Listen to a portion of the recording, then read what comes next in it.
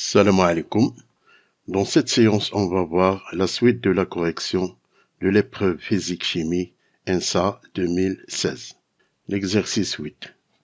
L'explosion d'une bombe à hydrogène de masse 20 millions de tonnes libère la même énergie que celle de 20 millions de tonnes de trinitrotoluène, TNT.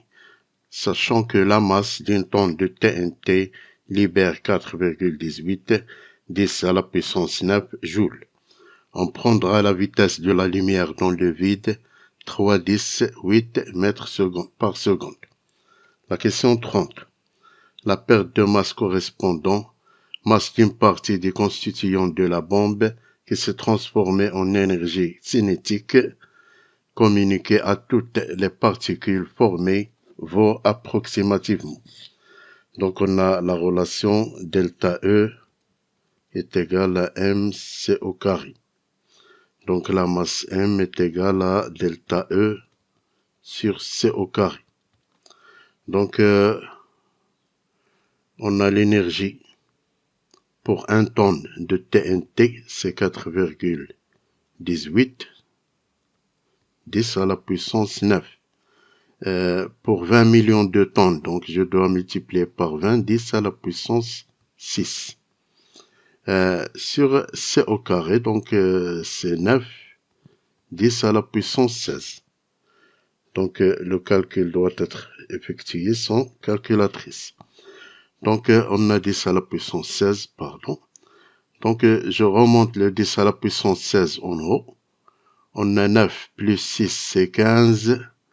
Plus le 0, c'est 16. Donc, je vais simplifier. Donc, ça devient 4,18 multiplié par 2 sur 9. Donc, on trouve approximativement 0,95 kg. Donc, c'est la bonne réponse est D. Les données pour l'exercice 9 et l'exercice 10. On a les données suivantes. Donc l'exercice 9, le thorium TH90-227 est radioactif de type alpha. Sa demi-V est égale à 18 jours. On dispose à T égale à 0 d'une source de thorium de masse M0 qui est égale à 1 microgramme. La question 31. La masse de thorium restant à l'instant T1 est égale à 36 jours et 2. Donc, on utilise la loi de décroissance radioactive, mais en utilisant la masse. Donc, on a la masse de l'échantillon restant qui est égale à M0 exponentielle moins lambda T. Donc, on va faire introduire la demi-V. Donc, est égale à M0 exponentielle moins ln de 2 sur T1 demi fois T. Donc, l'application numérique. Donc, on a, je laisse la masse en microgrammes. Donc, 1 exponentielle moins ln de 2. Donc, on a T, l'instant T. C'est 36. C'est T1. Donc, on a T1, donc 36 divisé par la demi-V qui est 18. Donc, est égal à exponentielle moins 2 ln de 2. Donc, est égal à exponentielle de moins ln de 2 au carré qui est égal à 4, qui est égal à exponentielle ln 1 sur 4. Donc, c'est 1 sur 4. C'est 0,25 microgrammes. Donc, 0,25 microgrammes, c'est... il y a une autre méthode. Donc, on remarque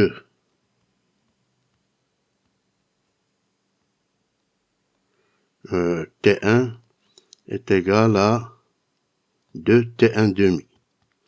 Donc, on peut utiliser la relation qui dit que on a N de N T1 demi est égal à N0 sur 2 à la puissance n, mais en utilisant les masses. Donc on a m qui est égal à m0, on a ici n égal à 2 sur 2 au carré. Donc m0 c'est 1 microgramme sur 4. Donc c'est 0,25 microgrammes. La question 32. La date T1 au bout de laquelle la masse initiale de thorium deviendra égale à M1 est égale à 1 nanogramme est proche de. Donc la question 32. Donc pour trouver la date, on doit utiliser l'expression donc T est égal à 1 sur lambda ln de n0 sur m ou bien m0 sur m. Donc l'application numérique, on a CLN, c'était un demi, pardon, c'était un demi sur ln de 2, ln de m0 sur m. Donc on passe à l'application numérique. Donc t est égal à t1 demi c'est 18, ln de 2 c'est 0,7, ln donc m0 c'est 1 microgramme, on a m égale à 1 nanogramme. Donc si je veux le convertir en microgramme, donc c'est 10 moins 4 microgrammes. Donc 10 moins 4 est égal à 18 sur 0,7, ln de 10 à la puissance 4. Donc t est égal à 18 sur 0,7, 4 multiplié par ln de 10. Donc dans les données, on a ln de 10 égale à 2,3. Donc on trouve approximativement 180 jours. Donc la bonne réponse est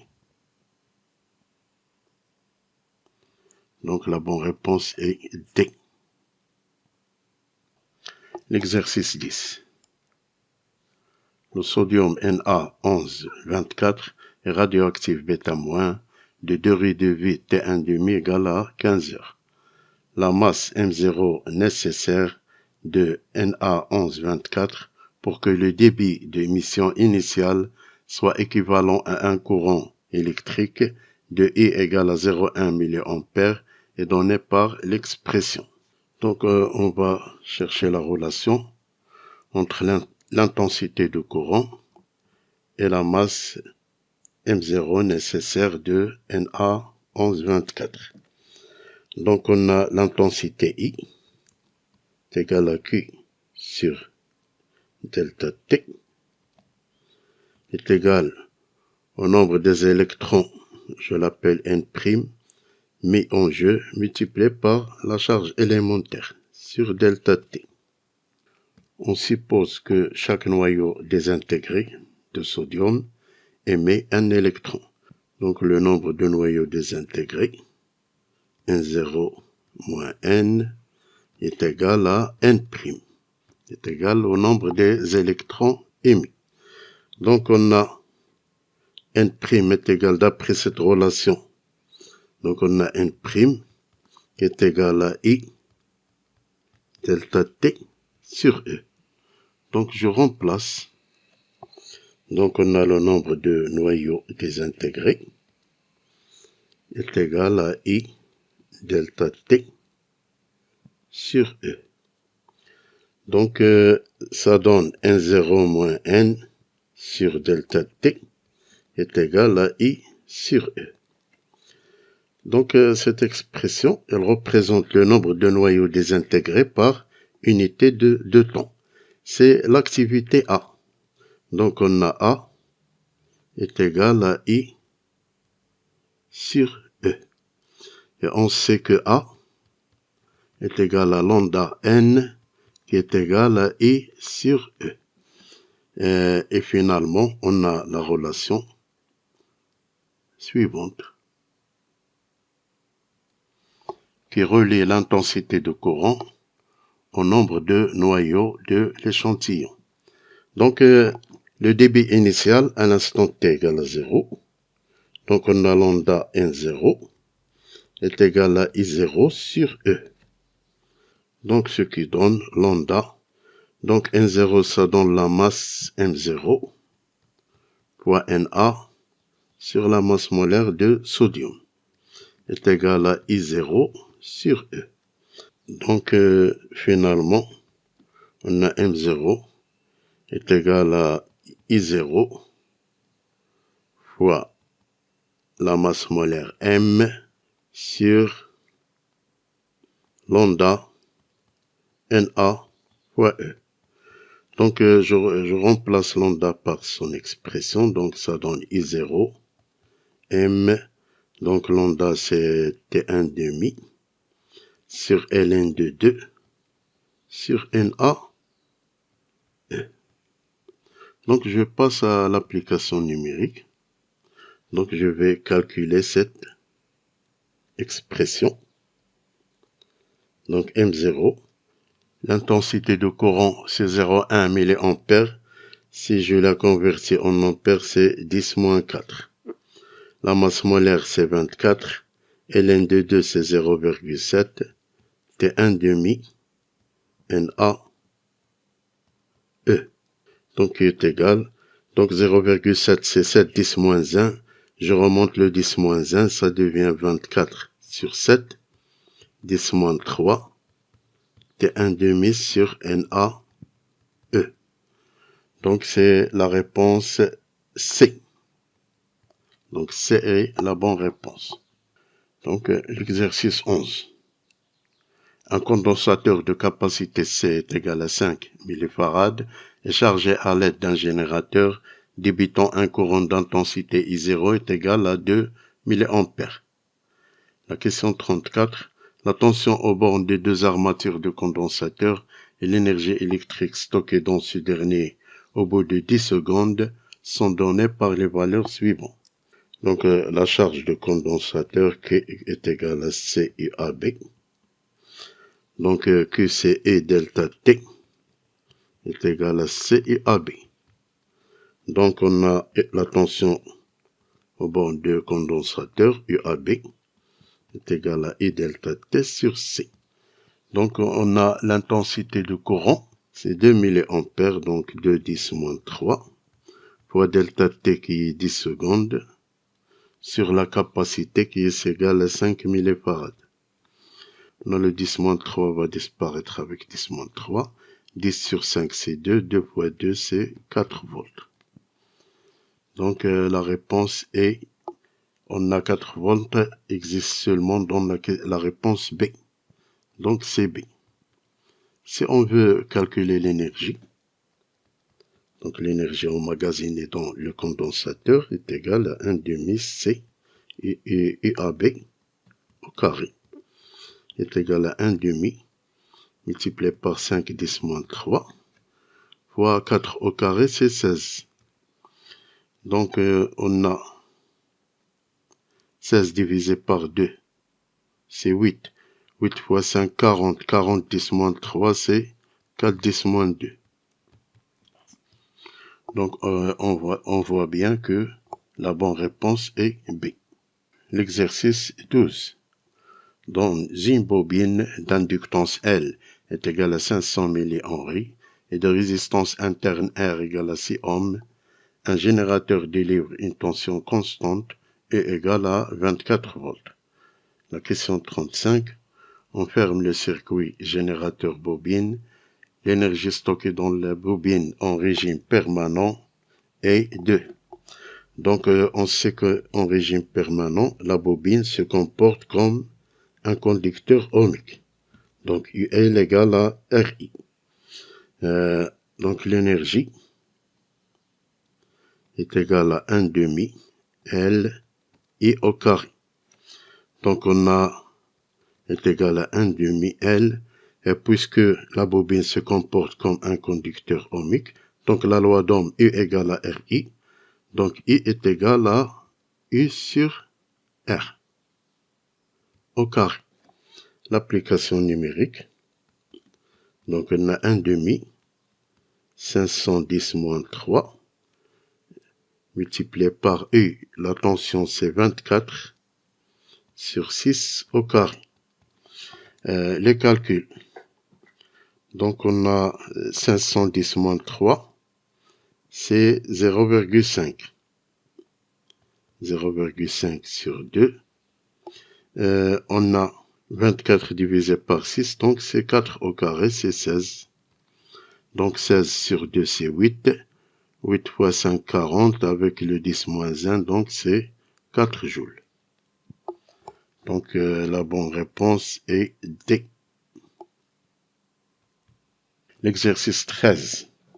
Soit un volume V égale à 100 ml d'une solution aqueuse d'acide éthanoïque, CH3COOH, de concentration 10-1 mol par litre, son pH à 25 degrés C6 vaut 3,4. Donc on a 10 à la puissance moins 3,4 est égal à 10 est égal à 4, 10 moins 4.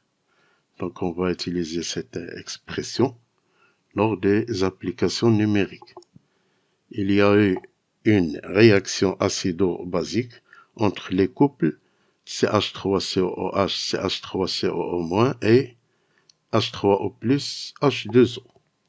Donc l'acide va réagir avec l'eau, qui se comporte comme une base. En considérant que la transformation de l'acide éthanoïque en ion n'a pas été totale lors de sa mise en solution, les réactifs restants, en particulier CH3COOH, a pour nombre 2 moles. Donc d'après le tableau descriptif, on a le nombre final de l'acide éthanoïque restant est égal à CV moins X final. Donc est égal à CV.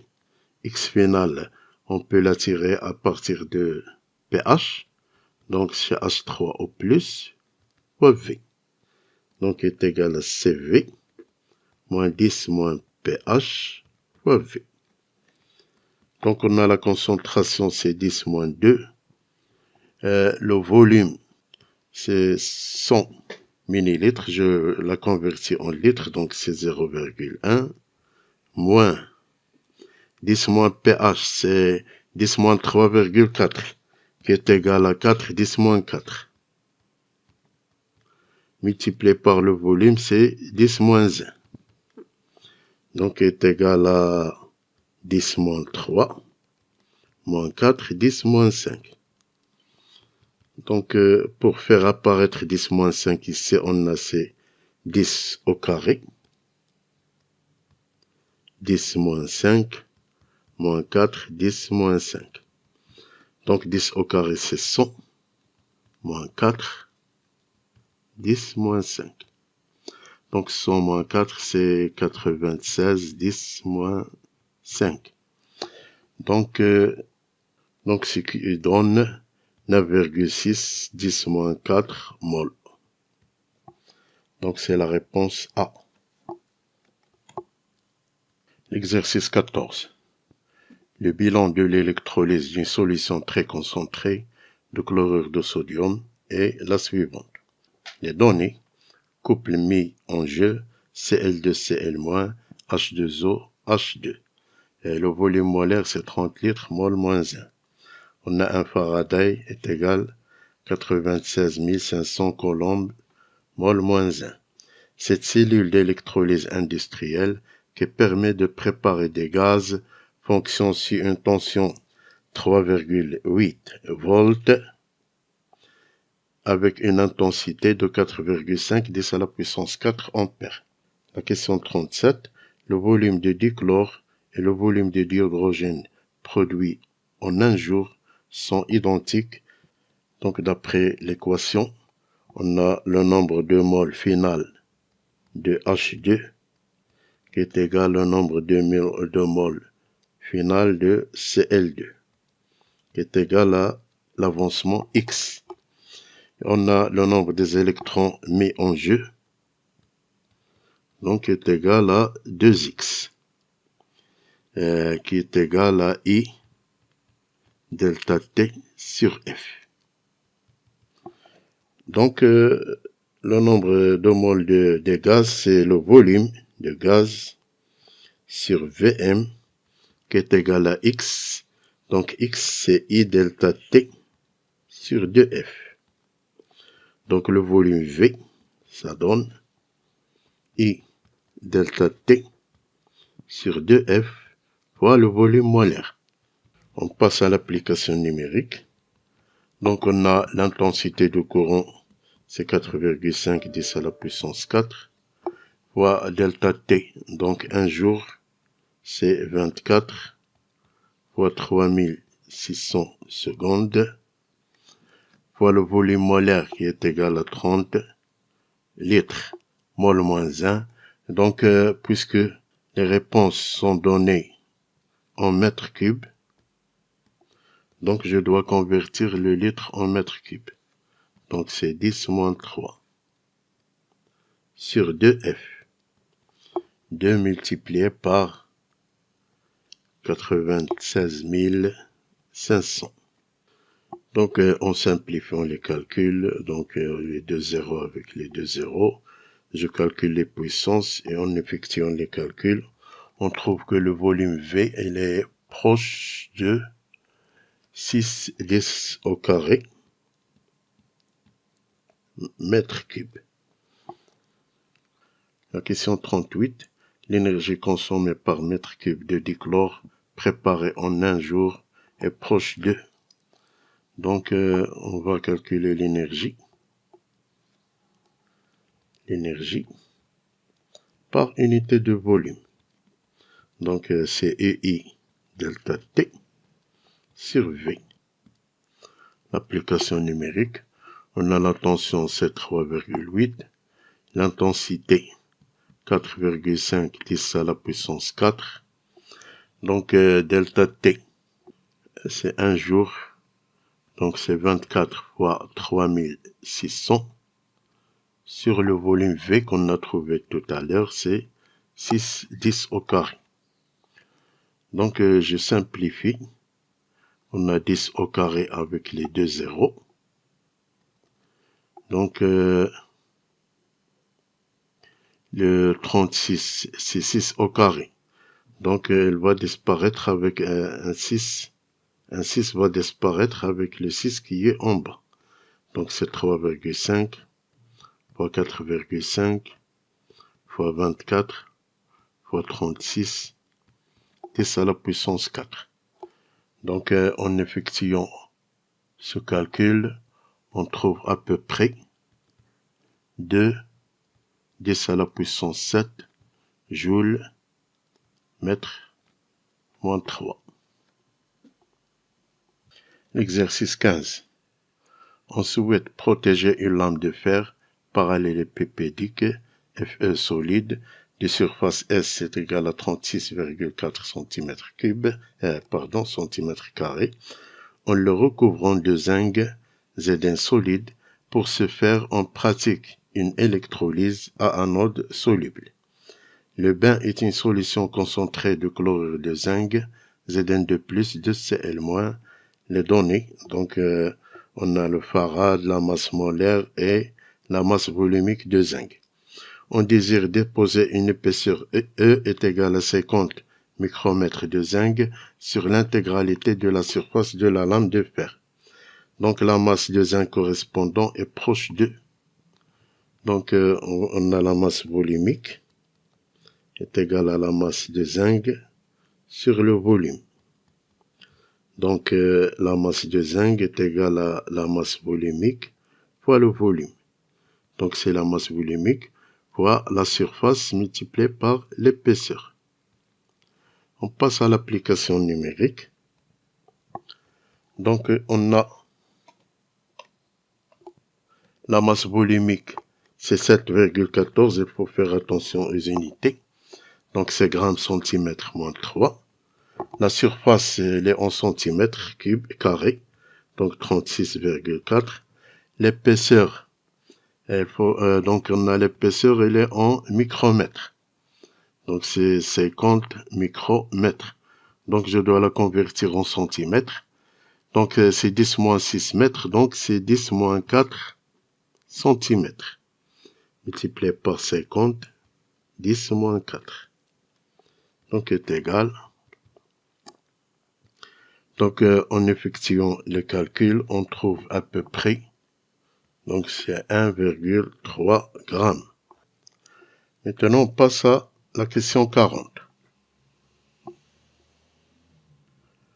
On suppose que dans cette question, que la masse de zinc déposée de l'électrolyse de fer est égale à la diminution de la masse de l'électrode de zinc.